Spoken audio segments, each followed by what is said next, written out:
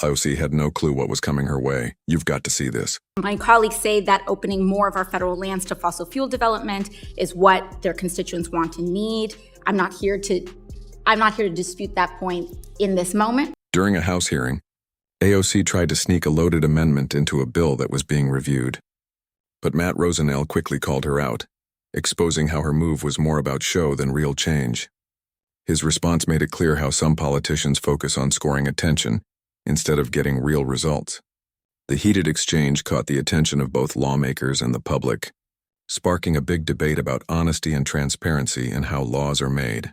And how about if we allow forest management practices that would prevent millions of acres from burning each year, absolutely ruining air, land, and water quality. What if we allowed smart forest management plans that could stop millions of acres from burning every year, saving our air, land, and water from massive damage? That's exactly why we're talking about this today. Not to take sides or support any political party, but to find real, practical solutions. Our goal is responsibility, prevention, and long-term sustainability. In the end, it's all about using common sense to protect both people and the planet. Well, first, I want to acknowledge that after a long history of various individuals in the body denying the existence of climate change, I do want to say that it's very encouraging to see that there is some acknowledgement of the climate crisis here in the report. So I'm proposing an amendment that would require the collection of public health data and other impacts of new drilling on federal land. First of all, no one is denying that climate change is real. That's a proven fact. The real issue is how governments are reacting with extreme and often heavy-handed measures. The meeting we're talking about happened in February 2023, when the Committee on Natural Resources was reviewing its authorization and oversight plan, strongly criticizing the Biden administration's handling of environmental policy. The debate showed just how divided people are on finding the best way to tackle climate problems while keeping the economy and society balanced. It also highlighted the growing struggle between taking quick action and creating practical, realistic policies. My colleagues say that opening more of our federal lands to fossil fuel development is what their constituents want and need. I'm not here to dispute that point in this moment.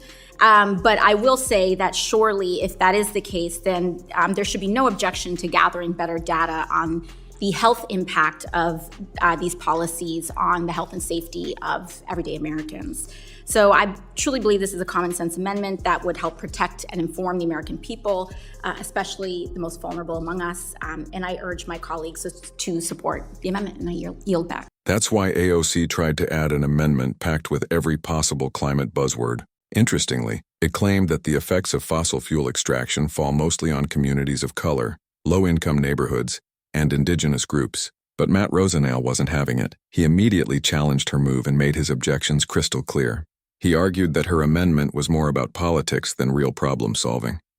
Their exchange exposed just how divided Congress has become when it comes to discussing environmental issues. Chair, how can you ignore that emissions have actually gone up during this administration?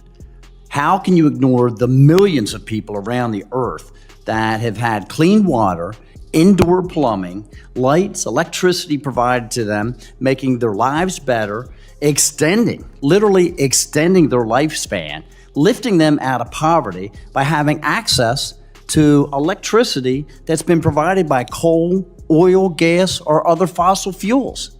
It simply can't be ignored. Their lives are better, their lives are longer as a direct result of that. So to sit there and say that we should be trying to eliminate these fuels is absolutely absurd, ridiculous. He's absolutely right. Biden's energy policy could easily be used in classrooms as a perfect example of what not to do. From his very first day in office, he launched an all-out attack on fossil fuels, signing a wave of executive orders that stopped oil and gas drilling both on land and at sea. That one decision helped drive up energy prices, leaving everyday Americans to deal with the higher costs.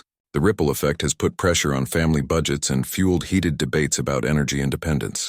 In the end, this policy raises tough questions about how to balance protecting the environment with keeping the economy strong.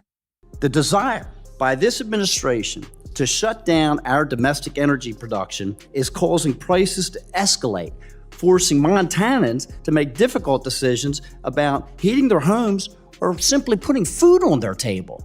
But that wasn't all. When it came to renewable energy, Biden promised a massive transformation but ended up falling short. In February 2022, his administration launched the National Electric Vehicle Infrastructure Formula Program, pledging $5 billion to build 500,000 public EV charging stations by 2030. On paper, it sounded bold and inspiring. However, by June of this year, only 56 stations were actually up and running across the entire country. This huge gap between promise and reality took over-promising and under-delivering to a whole new level and raised serious doubts about the administration's ability to follow through on its own clean energy goals. Unfortunately, my colleagues across the aisle have been extremely selective about when they would like to use science-based information. How about if we start using science-based information about managing the population of grizzly bears in the state of Montana, which populations are at 300% and 400% of the target populations, so that we can delist these animals. You'd think that politicians who call themselves climate activists would make protecting forests a top priority, since healthy forests are one of the best natural defenses against climate change. But in reality, many have done just the opposite. California is a clear example.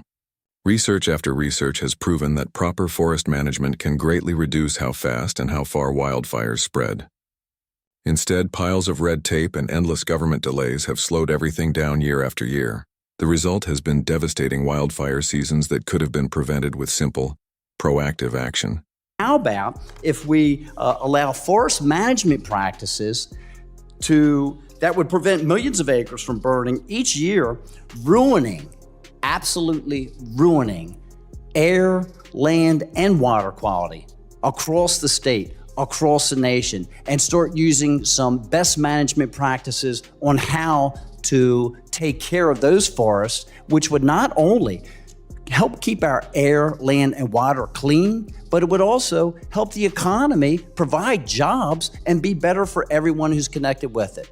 For all of those reasons, I will be opposing this amendment. Thank you very much.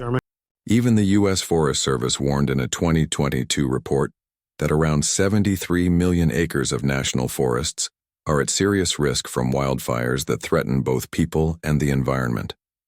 The agency also admitted that its ability to respond is limited by complicated laws, rules, and bureaucratic barriers that stop it from properly addressing the worsening forest conditions. During that same meeting, Tom Tiffany asked a simple but sharp question that clearly showed how unprepared AOC was to defend her amendment.